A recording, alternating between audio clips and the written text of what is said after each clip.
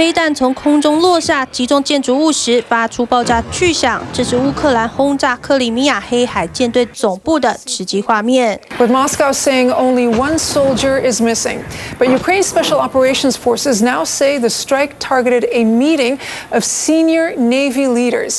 乌克兰情报单位掌握俄罗斯海军高层开会的情资，他们发射英国军援的暴风之影飞弹，尽管大多被俄军防空系统击落，却有漏网之鱼，正好命中舰队总部建筑。 Look at this roof, and it's basically destroyed right here with this impact from the missile. And when you look at the other things that happened on the street here in Sevastopol, there's a lot of collateral damage that's associated with this missile strike. So what the Ukrainians did was really impressive. 乌克兰情报局长说，这次攻击造成俄军9死16伤，其中还有2名高级将领身受重伤。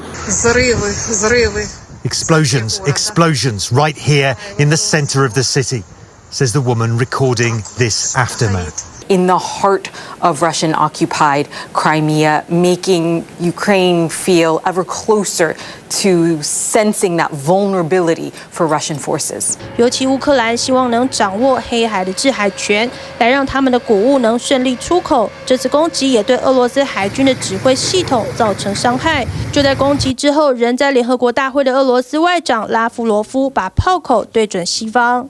Беспрецедентной со времени окончания Холодной войны стала серия недавних совместных учений США.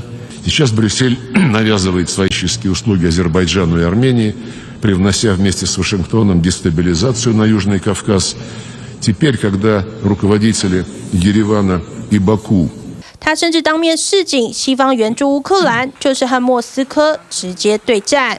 TVBS 新闻综合报道。想看最完整的新闻内容，记得下载 TVBS 新闻网 APP。